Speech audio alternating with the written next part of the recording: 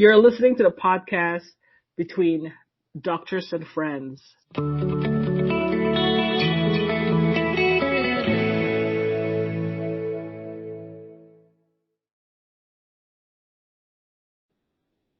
Welcome to another episode of Between Doctors and Friends. Oops, sorry. I'm like, were we recording? It says end record. We're recording, Dr. Foz. Okay. Don't look up. Don't look up. Okay. All right, we'll do it again. Chop, chop. Chop, chop. Welcome to another episode of Between Doctors and Friends podcast. This weekend, we only have Dr. Foz, the doctor of everything. How are you doing, Dr. Foz? Oh, my goodness, Dr. Ray, we miss you so much. I'm feeling the burden of being the only person here. I know, Dr. Ray. We miss you. And we also have... You. We hope you're okay. I know. Come back soon. She's okay. I'll speak for her. She's okay. Sending our love. And we have Auntie Derek of Daytime Tea with Auntie Derek. Hello, everybody. Always a pleasure to be here. Hi, Auntie. Well, We'd love to have you here. How was your week? I'm just going straight to it, Dr. Foz. How was your week? It was not a good week, but right. It wasn't anything that was not fixable, and it was nothing like work related, so it's fine. Okay. Everything's fine. Yay. All right. Everyone showed up for their appointments. Yeah. It was an okay work week. I can't say work was work. Okay. Nothing super exciting. Wah. I know. Well, maybe you would find it exciting. There weren't anything that I found terribly exciting. What do you think, Auntie? I think we'd find it exciting. I sure would. Yeah, let me think.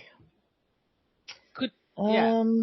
Somebody who got hospitalized and had not wanted to care for their medical problems very well prior and is now scared straight, is willing to take all of their meds finally.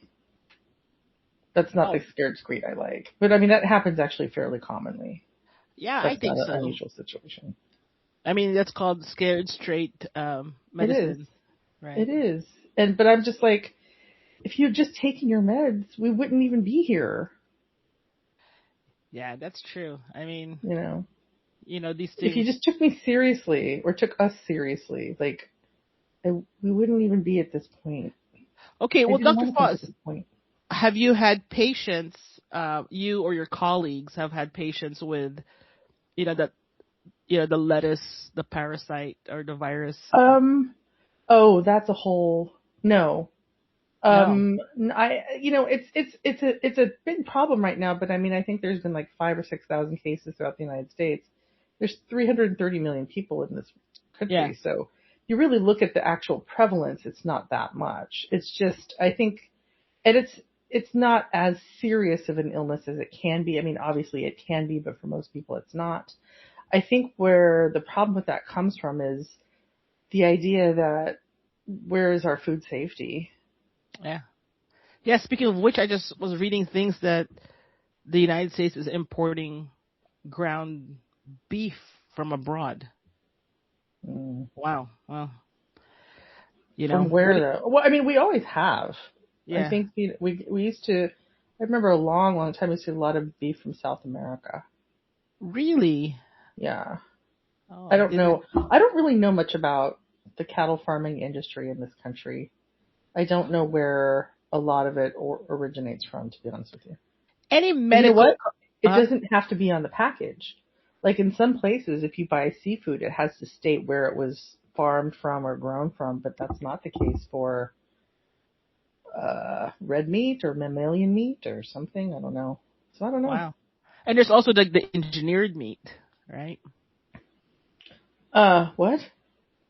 The engineered meat, the one that's engineered meat, like Beyond Meat. Oh, that you mean the meat substitutes? Mm-hmm. Wait, what was the question? No, I'm just commenting that there's also that kind of meat. going with this? I want to ask you, what's the consequence if someone ate canned food like for 30 days? You know, so canned food is actually quite safe as long as it's a can that's not showing, like it's not bulging and all that type of stuff, right? But canning preserves food almost indefinitely.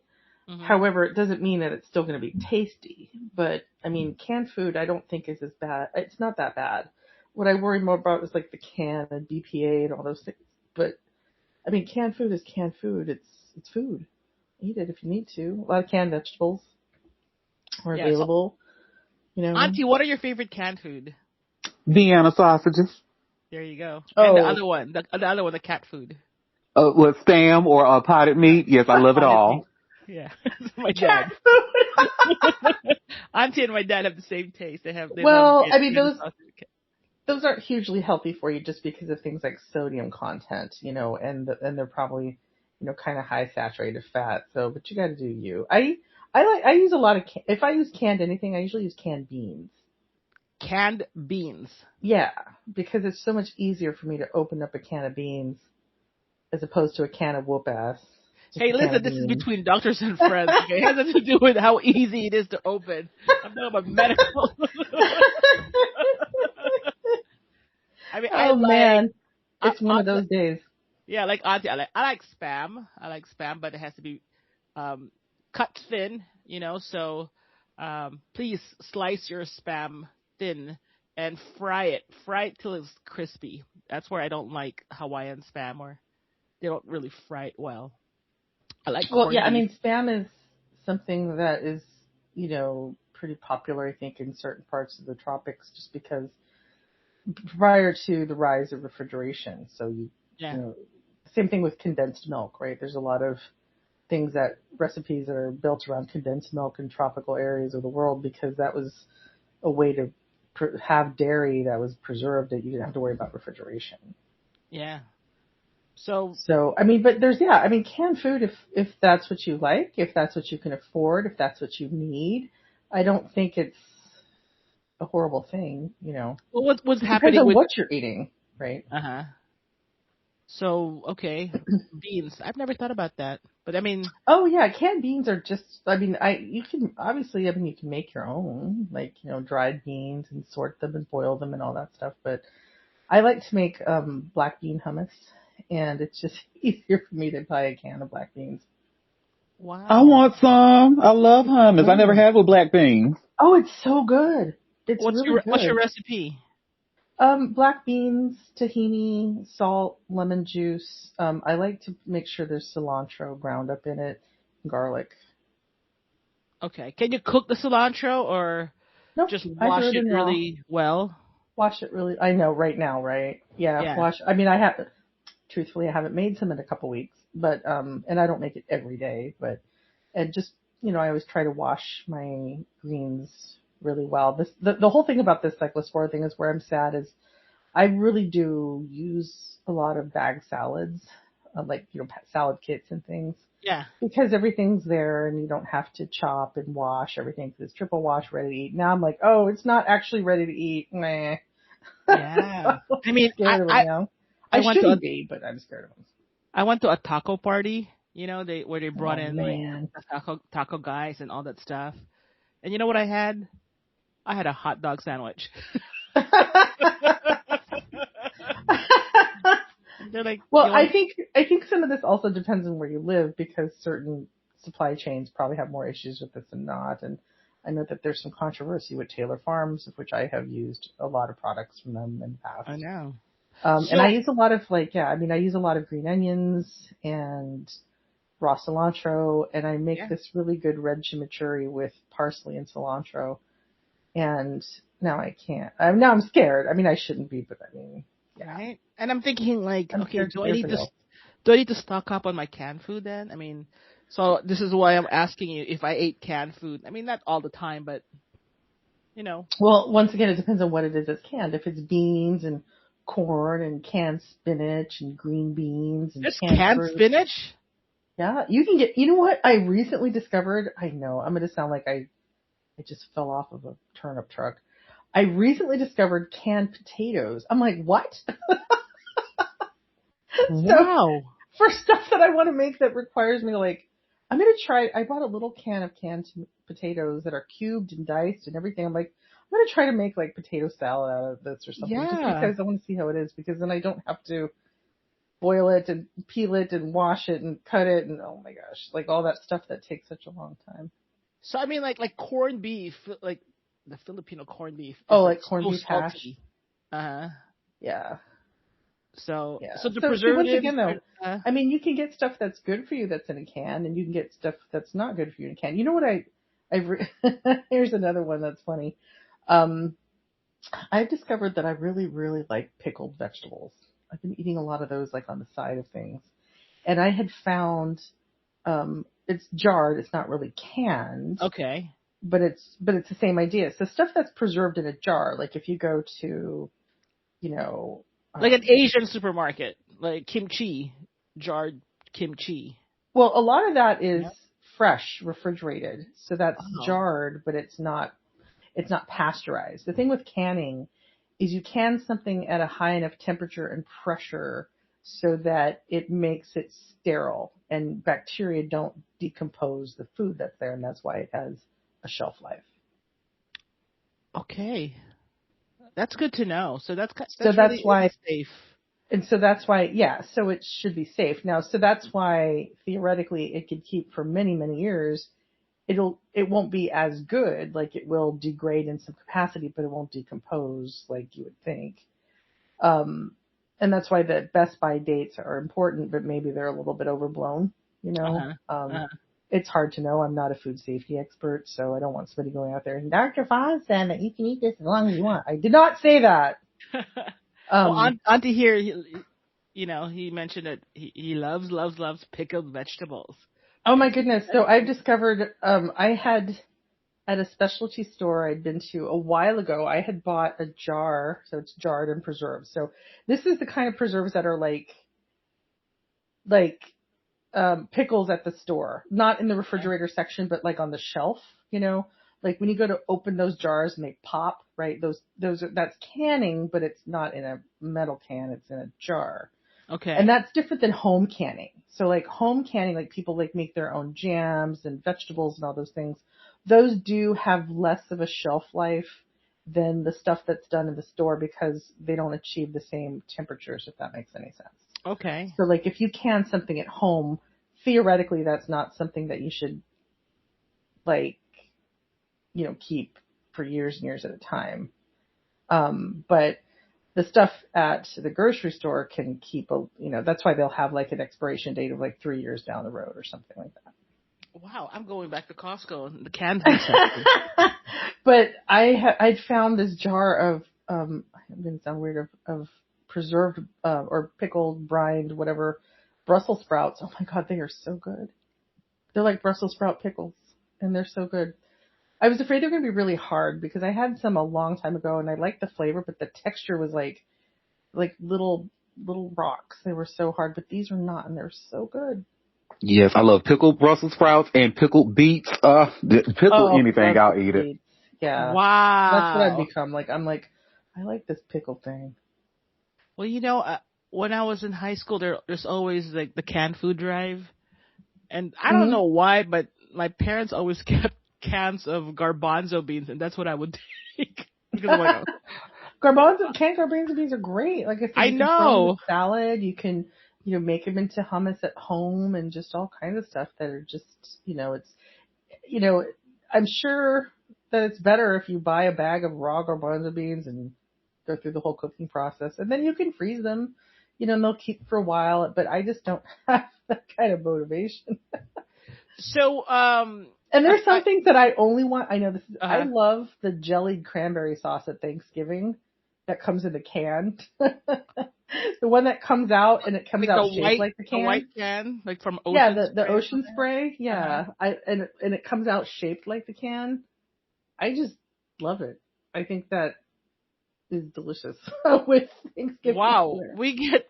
I I mean, I don't love it like expect you this don't need to buy me a conversation. can of it. Like I don't like go bananas over it, but I mean, I just sort of to me it's nostalgic and it's just like and Well, so that's coming in a can.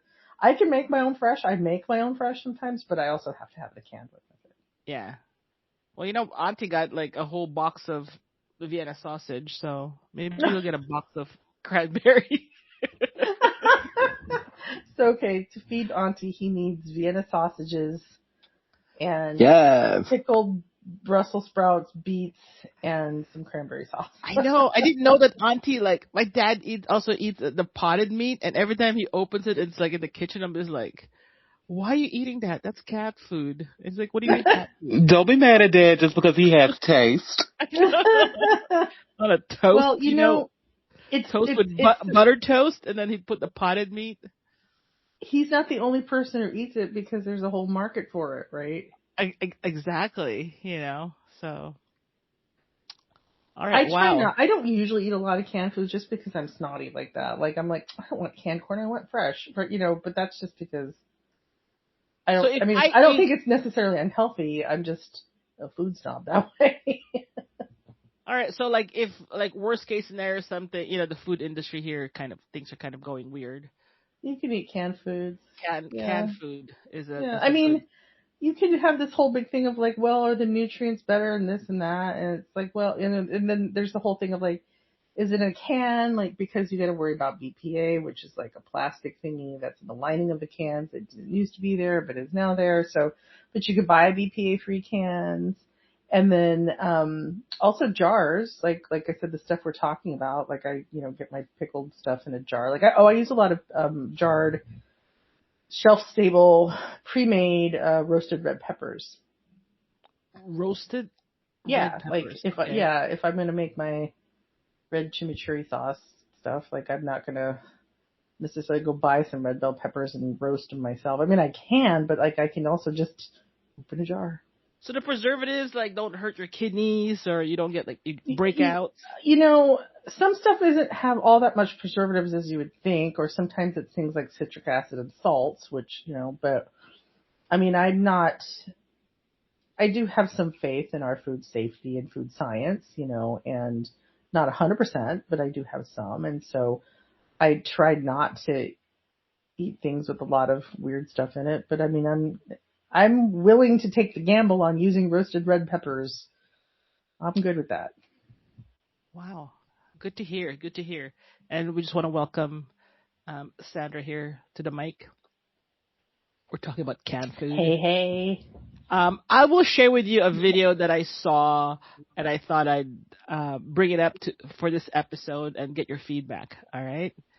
And this video is from Dr. Jeff Yu on Instagram. And let's see if I could grab this. I think I'm gonna guess he's a doctor himself, and I'm gonna play it. Here we go. I don't know who these people are. I know, right? Hold on. That's probably a good thing. I've seen you on Instagram. Can I challenge you? Can I? Listen, everything that I share is for public education. Can I ask you a couple questions? It'll only be a moment. I promise it'll be worth your time. Sure. How long did it take you to become a nephrologist? After my bachelor's degree, I did 4 years of medical school and then 6 years of residency training, fellowship training before becoming a nephrologist. What are some things that people should start doing and should stop doing so that they don't end up with kidney failure or other kidney issues? Get your blood pressure checked regularly. Exercise. Typical recommendations, 120 minutes a week. Get monitored for diabetes. If there's blood in your urine or if you get unexplained swelling, go and see your doctor right away. And try not to take too many over-the-counter medications without kind of seeing somebody to figure out what you're taking them for, because maybe there's something else that would be better. In your practice as a nephrologist, you must have seen some things that have actually really changed the way that you've lived your own life. What are some of those things? So actually one of the things I do is I drink a little bit more water because I'm also a little bit dehydrated, and drinking water just actually helps the kidney function better, control your blood chemistry, your electrolytes. Would you recommend just plain water or electrolyte water? Most people, they just need water. Even if you exercise, most of us don't really exercise at a level where we need to really replace electrolytes. People like electrolytes just because it makes the water taste better. So if it actually encourages you to drink water, if you've had blood tests done and everything is fine with your kidney function, it's okay to use electrolytes. What is the quantity that people should be aiming to drink on a daily basis? 2.5 liters a day. And that's outside of the food that we're eating? Correct. In your practice as a nephrologist, you've probably seen some really devastating things. People who have to go on dialysis, people who die of kidney failure because of all the electrolyte abnormalities and toxins that accumulate. Yeah. What kind of advice could you offer to people that might be watching this? People have a lot of regrets about not following up, not taking their health in their own hands, not taking their medications regularly, perhaps not even asking enough questions to understand their health condition really well. And because of poor understanding, their health doesn't actually get optimized. Hey, I ask every physician that I interview if I could get your contact and if you would be willing to educate the public on regular things. Was that okay? Absolutely. Awesome. Thank you so much. Oh, yeah. Excuse me. Are you a doctor? Oh. Wow. I hear a lot of yep. Nice. Yeah. So, so the only thing you have to take everything with a grain of salt, but before I say anything, what are your questions? Oh, there's no questions. I just want to get your reaction. Oh. Well, I have some questions later on. Okay. Like water, right? The seltzer water. So it doesn't really matter if it's bubbling or flat or whatever, it does, as long as it's safe to drink water. So potable water. So don't go drink out of your local creek. But if it's, and most tap water in the United States, like I said, I'm saying this with like Flint in mind, right? But most tap water is safe. I try to drink tap water. But I think you're Gen X. You probably drank from the hose, so. I did drink from the hose. I'm probably sure I drank from the creek. Hey,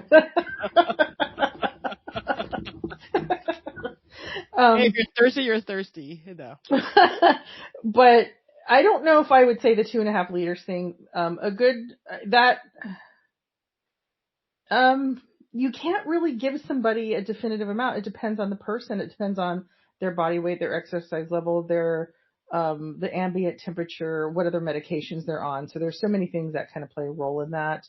A general rule of thumb that would apply to somebody who is not on a diuretic water pill, blood pressure pill, would be just monitor the color of your urine. You want a good amount of light yellow colored urine. Light yellow. Yeah. So like lemonade. Yes. Light watered down lemonade. Now, if you take a water pill, so hydrochlorothiazide, chlorthalidone, indapamide, Bumex, Lasix, furosemide, amiloride, triamterene, there's a whole bunch of things. Or if you take certain medicines for diabetes that behave like a diuretic, like perhaps Jardiance, things like that, that may not necessarily be applicable to you because those things tend to force the production of a lot of urine anyway. And also there are some patients who should be monitored. Like there are some patients who are on water restrictions or on fluid restrictions.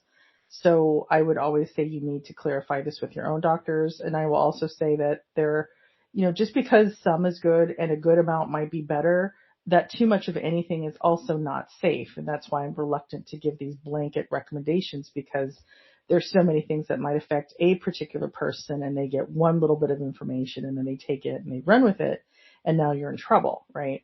But essentially too much of anything is bad. If you drink too much water, you can get water intoxicated. You can have acute electrolyte problems from that and end up in the hospital, have seizures and or die. That's 100% true. Wow. We don't tend to see it get that extreme. I have seen it. They tend to be in patients who have had a psychotic break of some sort, so they're not necessarily mentally in the right place. But too much is also not good, but good hydration is important. And it does kind of, help people, I think, feel a little bit better if that's what the problem is. And it can help prevent things like gout and kidney stones. Now, what about like bubbly urine? So so the whole thing with bubbly urine is a concern for protein spillage in the urine, right? So proteins, when you agitate them in liquids, can bubble a little bit. And so people will say, well, my urine's really bubbly.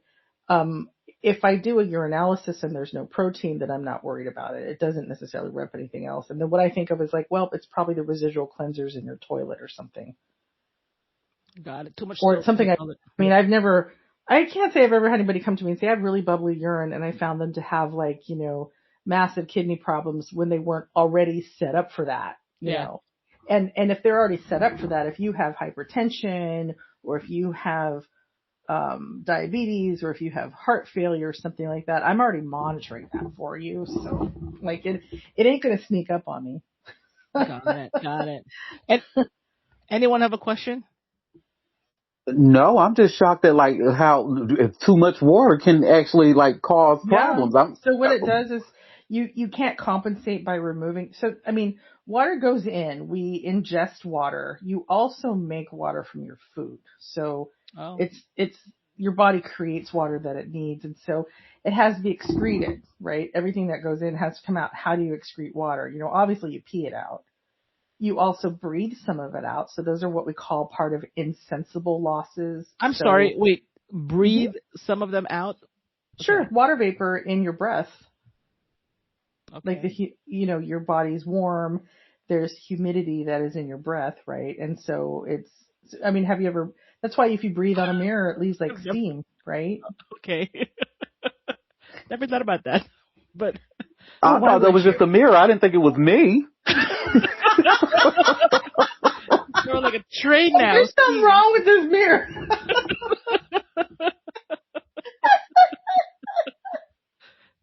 Well, that's sad about that. Hey, that's copyright. Auntie copyright. You better copyright that, Auntie. So what happens, just remember, Auntie, when you take over the world, don't forget the little people. Will never. That's that on that. And so there is, now I'm obsessed with that. So, you have what we call insensible losses. So you lose it through breathing. That's normal. That's, you lose it through, insensible sweat. So if you're sweaty, obviously that's one thing, but I mean, your skin does sweat even when you're not sweaty. It's, and then, you also kind of use some in your metabolic processes, like it does kind of, but I mean, that's not large. So, and then most of it, you either poop it out or you pee it out, right? So you need water to poop normally, right? So, that's why a lot of people with constipation, they need to eat fiber. So fiber holds the water in the bowel. You have to exercise so that you stimulate your bowel to move normally. And you have to hydrate to help keep those stools softer so that you don't get stuck with constipation, right? So, that's where water goes. And so, but it's not an instantaneous thing. Like if I drank a 2-liter thing of water, you're going to have to pee, but probably not in the next 2 seconds. It takes a few minutes for that to be digested and for it to be taken out of play, so to speak, by your kidneys. And that takes time. And then you can have an acute problem. And if your belly is full of liters and liters of water and your body is still continuously absorbing that, you're going to have acute electrolyte abnormalities. The most classic association is what we call hyponatremia, which is low serum sodium or blood sodium. That has low nothing. Sodium. Okay. Well, okay, but so I have to throw this disclaimer out there. People start making a lot of assumptions, right? That's kind of been my new thing lately. Quit making assumptions about something you don't know the whole thing about. And so, what happens is sodium, in your blood does not necessarily have a lot to do with the sodium in your diet. So that's why people say, I've been eating a lot of salt. I need to check my blood sodium. It's not reflective of that. There's other processes that are reflective of that. And so what happens is you drop some of the electrolytes in your blood, such as sodium, really low, and now you have something called hyponatremia. Now you have too much free water in your body, and now that's going to cause like cells in your brain to swell and rupture. So then you have seizures and brain damage and brain hemorrhage. Yeah, it's a bad scene. So, like sometimes I eat this soup and I feel like, my stomach is just like all the water in that soup. Did you eat 5 gallons of it? No, but it's like Okay. a lot. But It's a lot. I mean, you're going to pee, right? yeah. And that's why they say, like, when you exercise, like, that's why people get crazy about, it used to be about Gatorade, and now it's all about, like, liquid IV or whatever they call it, right? It's the electrolytes, right? So, Okay. that's why when you exercise and you sweat and you're losing all this water, and if you drink just water, you might have electrolyte problems because you've sweat out some electrolytes and you've peed out some electrolytes, but you haven't replenished them just by drinking water. So it's kind of like that balance.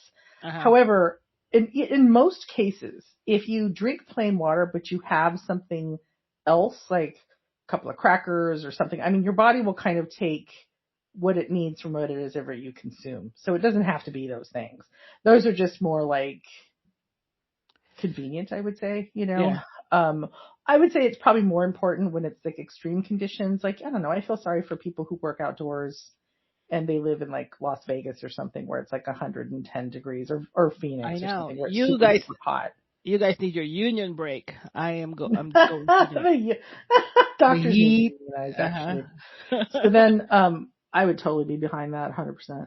And then, so that's where it can be convenient. And then also you have situations where people have like excessive losses, right? So excessive fluid losses. So somebody who has like persistent vomiting or diarrhea that won't quit. I mean, that's how cholera kills people, right? So cholera is a bacteria that is highly contagious, and it just causes like massive, massive output of diarrhea, and people die of dehydration just from the diarrhea. But if we can just, and that's what we see a lot in, historically in the developing world, right? Kids would get these terrible infections and die in their mother's arms, and it's just incredibly tragic. And so we know though, that if you keep up with their fluids with these balanced electrolyte oral rehydration solutions, you can actually save their lives. And so that's where that sort of comes from. So I'm going to back it up a little bit. Gatorade, you mentioned. Really not ideal. Really, I mean, it's a little heavy on the sugars and all that stuff. I mean, it's better than, if you are concerned truly about electrolyte stuff, then that would be a great choice. But once again, I mean, if you ate a couple of saltine crackers and drank a bottle of water, I don't think it would be all that different. I mean, really? Yeah, I mean, for most people, like most people are not in these extreme circumstances, nor or so it's not really. But would you recommend, like, should I have Gatorade like in my kitchen cupboard, like in case someone gets sick? Not really. I mean, I don't do that, if that makes sense. I don't keep it here. However, if you are worried about that, the true, like, you can find formulas. I always forget what they are. It's like a liter of water with like a teaspoon of this. I don't know. Like, I would have to look it up. There's some World Health Organization formula for an oral rehydration solution that has like salt and baking soda and I think sugar or something that gives you kind of like a rough idea. But if you want to go like buy a product, you would use things like old school Pedialyte. Oh, wow. Yeah, so those are balanced electrolyte solutions for like medical use. And so adults can use that. I think it's quite expensive, but I think they're gross. Well, that's the thing with all true balanced electrolyte stuff. I mean, you don't taste sweet. You don't taste salt. Like, it's just, ugh. All right. I'm going to ask you this because it's something new that I started doing, so I'm in Los Angeles and it's been hot, unusually hot. And so I've been getting like a cold can of, seltzer. And I have a stack of Emergency from like, I don't know when. So I'll just get a cup of ice, seltzer, and Emergency. That's how I hydrate. Emergency packets. I don't know what's in that except for C, so I don't. Yeah. What's in it? It's I don't know. 1,000 milligrams of vitamin C. How many milligrams? 1,000. Okay, what else is in it? I think it's like zinc, and it's like a little multivitamin type of situation, which I know you're not supposed to be having a lot of coming Can up. I have two? Let me see. Let me pull it up. Okay, hold on. So I just Googled because I was curious.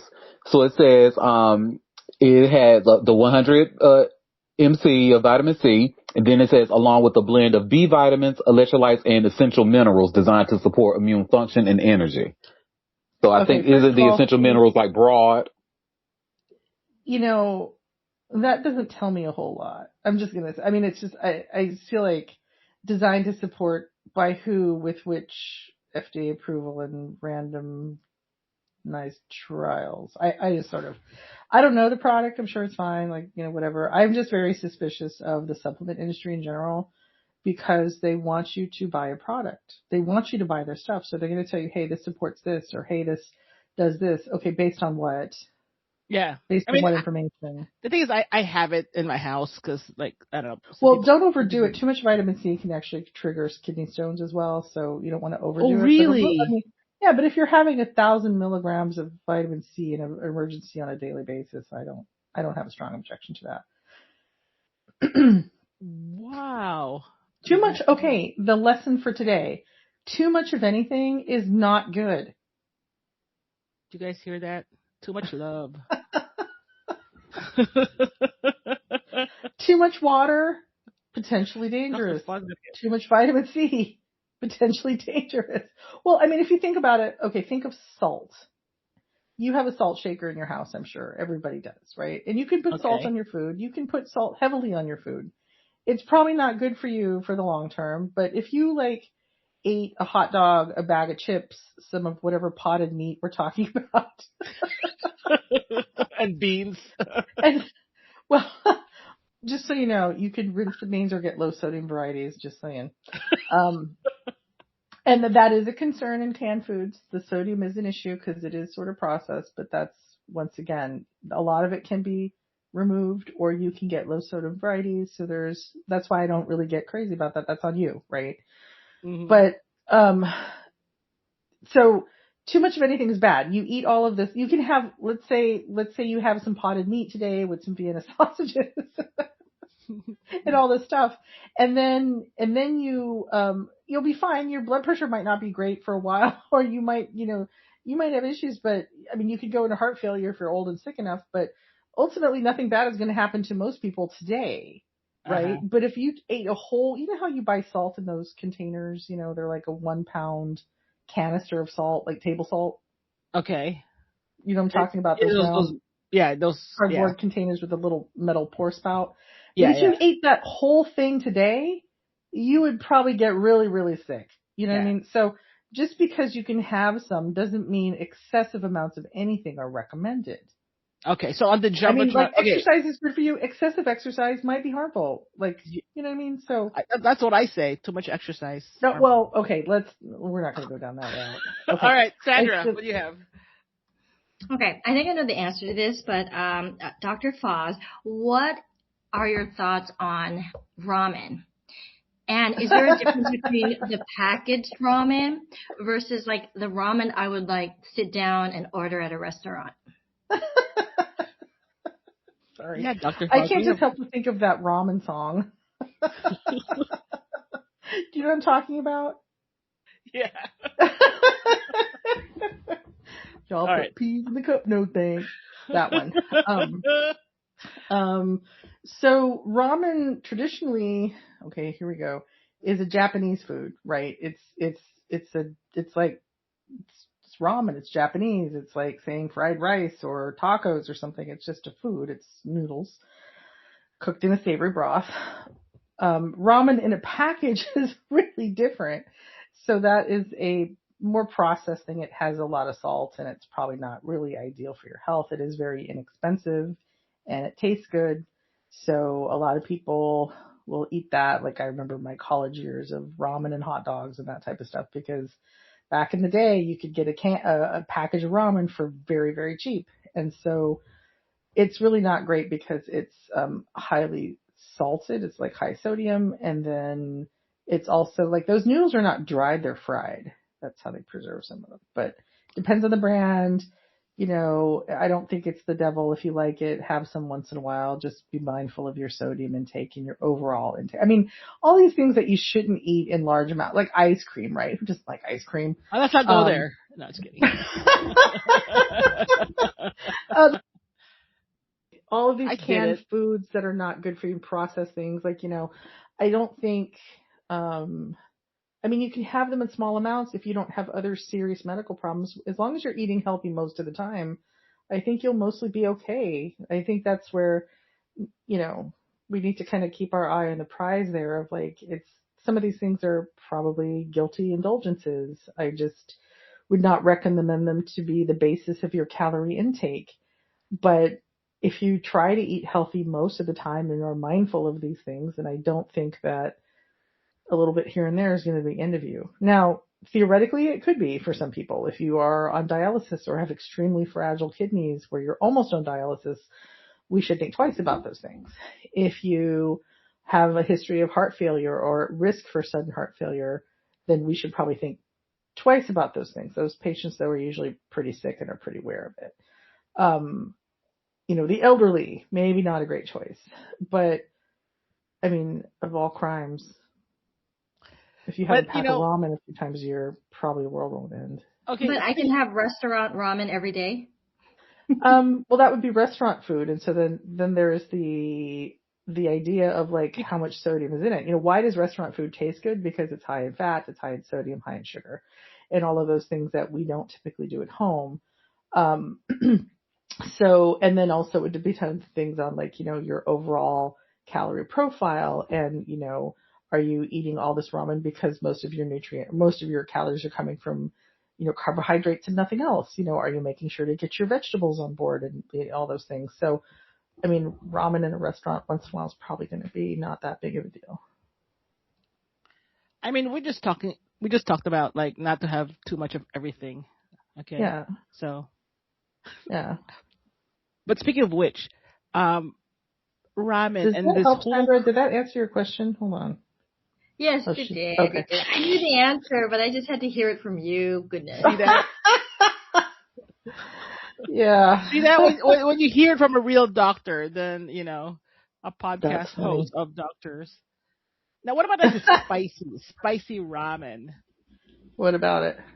Go for doesn't that burn your stomach? I mean, is that bad? Well, so there are some people who don't tolerate spices, right? So they don't like them, or it upsets their stomach. I have had so I have a friend who is heavily into very, very extra spicier. The spicier, the better food. Yeah. And then so what I've learned, and they don't teach you this in med school. They don't be like, guess what happens if you eat tons of spicy stuff? If you're like the ghost pepper king, what's hot going in is hot coming out, right? So you don't necessarily break down all the capsaicin. It might irritate your tushy. But the workaround, I learned this from my friend, is if you have an extra spicy meal, which might cause problems in terms of your behind, so not upset stomach, but irritating the tushy, is take some Metamucil, and that it'll bind it all up, like the psyllium husk stuff, and it'll kind of bind it up so that it'll be less irritating on the tush coming out. I don't know because I don't eat food like that. So I will just say that's what somebody's told me that it's worked for them. Burn your stomach or well, if it doesn't upset your stomach and you like it and you tolerate it fine, then I don't have an objection to it at all. If it gives you heartburn, if it upsets your stomach, then maybe we should dial that back. So it depends on what somebody's tolerance is. Wow. Well, here on the Jumbotron, I don't know if you're seeing the ingredients for the emergency. I can't. It's all blurry. I can't see it. You can click on it and it'll be bigger for you. Vitamin C is like 1,000. Okay. Vitamin D. Oh, that's I would not have more than one of those in a day maximum. Damn. Okay. How many are you having? No, I had 2 yesterday because it was just really hot. I mean, 2 once is not going to kill you. Okay. But I shouldn't do that. Well, if you're having like 3 or 4 a day, then you're having like, that would be, let's say you had 3 a day, that would be 2,800 IUs of vitamin D, which is a hefty dose, but probably not too much. Mm-hmm. It's the vitamin C that I object to in large doses like that. I just don't think it's great. The other stuff like the vitamin B12, that's not, even though it says it's a big dose, it's not. The calcium's not a big dose. Magnesium hydroxide, okay, that's not a big dose. The sodium is not a huge amount. Yeah, I mean, most of it's not a big deal. What's that? 1 packet a day. It says right there on top. 1 packet daily. Look at that. Well, but see, people go, okay, well then I can have more, or I just really because it's like so it. good. You have Well, it's got water sugar in it, so it's got and ice. fructose in it. I'm looking Uh-huh. at that.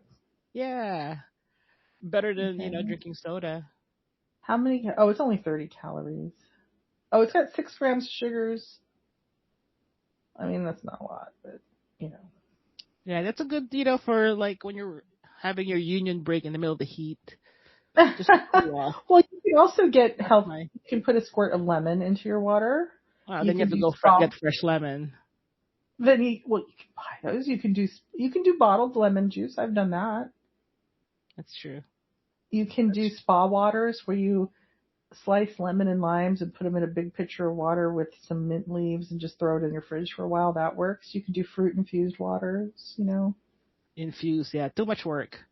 I just need to cool off quick, but okay. Just don't have more than one a day that I don't mind. Yeah. That's good. Well, that's that on that. That's Auntie Derek's line. Well, I agree though with that. Just back to loop back to the original thing, the video. I agree what she said on the blood pressure. If you have blood pressure, get it checked. Your diabetes, act on it. All that stuff that people don't want to do it. And I agree with that whole thing. A lot of people don't have understandings of these things. I will say this is I have worked with many different patient populations in my career. Throughout, the entire socioeconomic ladder in this country, different levels of education, from people who are immigrants to this country who never had an opportunity to go to school at all and don't speak any English, to people who are extremely well educated and have all the resources at their fingertips. I think sometimes people just don't listen to what you're saying. And I almost want to grab them by the chin and be like, are you hearing me? Are you hearing me? And it's amazing how a lot of people are like, well, I just thought, you just thought, ask the questions that you need. I think some of the questions would be how serious is this and how serious should I take it?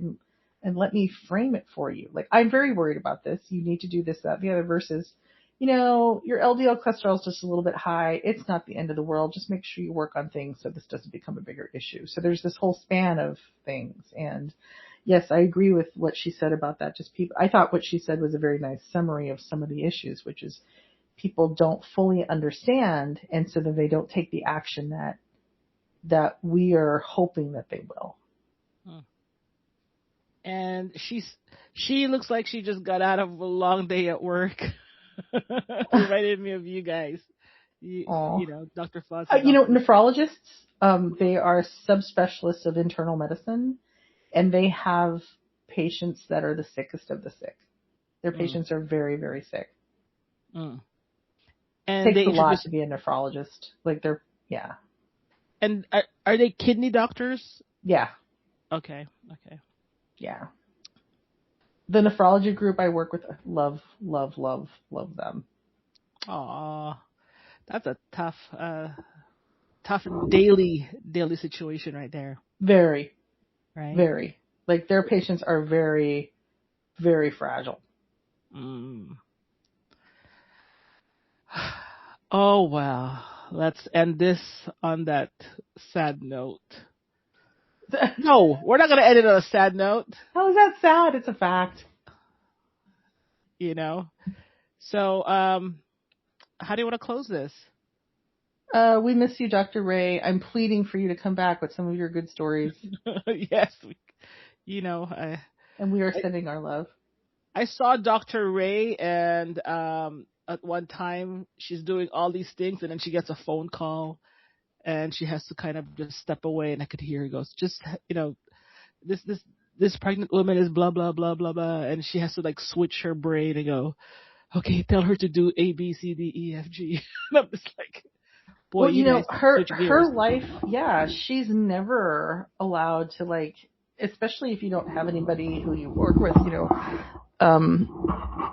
she's constantly, hold on, it fell. Is that okay? Okay, yeah. She's constantly being, taken away from things. She's constantly, having something over her head. Obstetricians have a hard job. I know. We'd be like on a weekend getaway, like looking at sea lions, and then she'll get a call, like a serious call. I'm just like, oh my gosh. Yeah. It's pretty But, amazing. we go through that too. Tech goes through that, and we're just like, Everybody does. Restart the Yeah. server. But no one dies. Well, if it's controlling something critical, somebody could, theoretically. I know. And I've witnessed you as well on on a weekend getaway, and you're like, having to do some remote medical call. Oh, yeah, not my favorite. All right. Well, you know what? Let's go for an exciting, fun week. I think it's the last week of August. So the next time we'll see each other maybe in September. Yep. How's that? Oh no, maybe we still have like August 30. Yep, So, that's my mom's birthday. there Happy you birthday, go. Mom. Another weekend. We have one more week of August. All right. That's Summer continues. Auntie, you want to close it out with your phrase? Thank you so much for taking time out of your busy day to chat with us between doctors and friends, and come back next week. And that's that on that. That's that on that. Love it.